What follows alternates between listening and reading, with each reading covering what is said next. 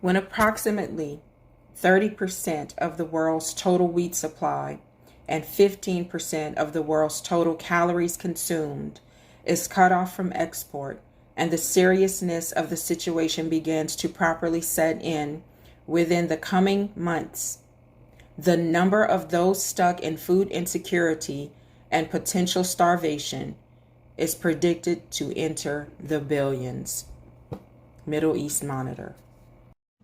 We are 13 days away from an absolute explosion on inflation. There are 3 holidays, there are 3 moments when Americans take to the roads and when Americans buy more food than at any other time of the year: Christmas, Thanksgiving, and the 4th of July weekend. And everyone's going to be filling up their car 13 days from now, and they can't put $40 or $50 in their tank. They actually have to fill it up, and that's when the explosion hits. They can't just buy 80% of what they want. They have to fill their shopping carts for the barbecues and the cookouts. And 13 days from now, the American people are going to come face to face with these higher prices and face to face with the fact that they can't afford it. You have to go back to 2009, 13 years ago, to find a time when these economic numbers are as bad as they are today. And the difference is that back then it affected roughly 60% of the population. Now, with inflation, no matter who you are, no matter where you live, no matter how much you make, you're impacted by it. According to the AP, Associated Press, UN chief warns of catastrophe from global food shortage. And this was yesterday. The head of the United Nations warned Friday that the world faces catastrophe because of the growing shortage of food around the globe. UN Secretary General Antonio Guterres said the war in Ukraine has added to the disruptions caused by climate change, the coronavirus pandemic, and inequality to produce an unprecedented global hunger crisis, already affecting hundreds of millions of people. Quote, "There is a real risk that multiple famines will be declared in 2022, he said in a video message to officials from dozens of rich and developing countries gathered in Berlin. And 2023 could be even worse. So let me say that again. The head of the United Nations is saying there is a real risk that multiple famines will be declared this year, and that it could be even worse in 2023. Guterres noted that harvests across Asia, Africa, and the Americas will take a hit as farmers around the world struggle to cope with rising fertilizer and energy prices. Quote, "This year's food access issues could become next year's global food shortage," he said. "No country will be immune to the social and economic repercussions of such a catastrophe." The head of the UN warns that food shortages from the war may indeed lead to multiple famines. Funding for aid organizations has dropped during the war, especially in Africa. And that's where we find our Deborah Pattis. She's in South Sudan, where it's estimated more than half the population there, over 7 million people, are likely to face a hunger crisis this summer. For nearly 3 years, there's been unprecedented rain in northern South Sudan. This country is on the front line of climate change, which has caused flooding, drought and famine, exacerbated by the war in Ukraine. That war has sent food and fuel prices soaring and drained funding to organizations like the World Food Programme. Nyabani Kong knows what it's like to stare death in the face. She used to eat once a day. Now, it's been a long time without food, she says. I last ate 2 weeks ago. Her home was flooded. The water has still not receded, so she cannot plant the crops they once lived off. Now, this family of 5 survives on WFP rations for 2. Her emaciated mother-in-law, Nyakong Chang, doesn't know how old she is, but she does know she's never been this hungry before. I only get food when the United Nations comes, she says. Nyabani's husband drowned last year, and she's already lost one child to hunger. Now she's worried about 10-month-old baby Chol. And is your child getting enough to eat? No, she says, I don't have enough breast milk to feed her. Baby Chol is one of hundreds of thousands of children relying on help from WFP. At a makeshift clinic, mothers bring their babies for assessment by nutritionist Mona Sheikh. How she is. This is a quick way of checking.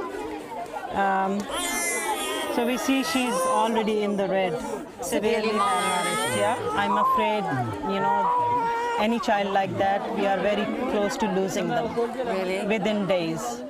With funding slashed, WFP has been forced to perform humanitarian triage by cutting rations in half.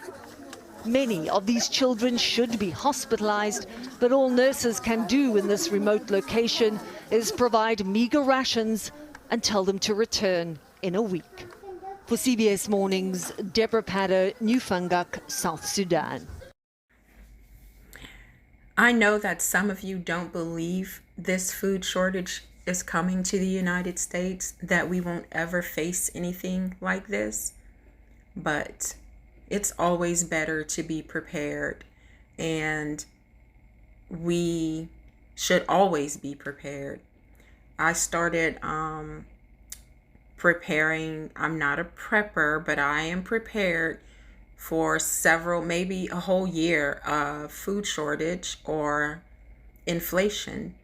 And I started doing that at the beginning of 2020 when we were facing the virus. So look at the prices. Here where I live, all of the shelves in our local Walmart, Albertsons, Target, the shelves are full, but the prices are outrageous. About 3 months ago, I could buy 36 eggs, large or extra large, for about $4. And now 18 eggs, an 18 count box of or carton of eggs costs $9 now. And that is just one example of the inflation. And we need to be prepared, people. We need to be prepared. I'm not a prepper, but I'm prepared. I started preparing and buying non-perishables in 2020. And I have enough food for my household for a year. So hopefully, they're saying in 2023 things are going to get worse. People, start getting your things now. I'm not telling you to rush on into the store and buy everything, hoarding, but start every week. Get things that you need, put them away. Non-perishable soups, tuna, potted meats, dried goods. Get yourself some beans and some rice, flour, sugar, cooking oil, all of these things, salt, all of these things that you need on a regular basis. High protein foods, beans, peanut butter, things like that. Get those things and keep them, because the prices are going to continue to go up. And a lot of us won't be able to afford to buy things to feed our families. I have a deep freezer, and I've been buying every week and using my Food Saver vacuum sealer to make sure that my food does not get freezer burn. And I've been stocking my freezer. I have a pretty big deep freezer. And my refrigerator freezer is full of frozen fruit and vegetables that we eat on a regular basis. I also have canned vegetables, and you know, we vacuum sealed almost all of that, those fruit and vegetables for the freezer. We have powdered milk and tons of canned milk.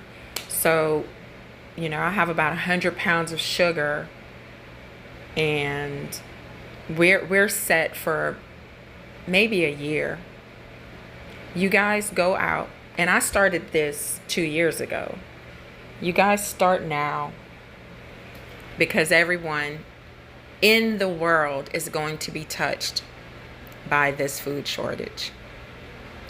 And I read yesterday 18 food factories burned or blew up in the United States since last year.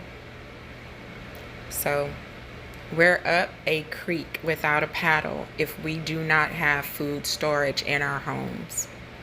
So I'm sorry. You guys let me know what you think about this. Let's talk about it in the comments. Do you think I'm wrong? Do you think I'm overreacting? Have any of you started storing foods? If you have, what have you started storing? And do you have any, suggestions? Something that I did not cover?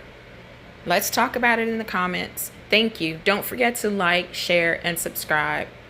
And let's all pray for one another. Let's pray for the world that it isn't as bad as they're predicting it's going to be. All right, you guys, stay safe.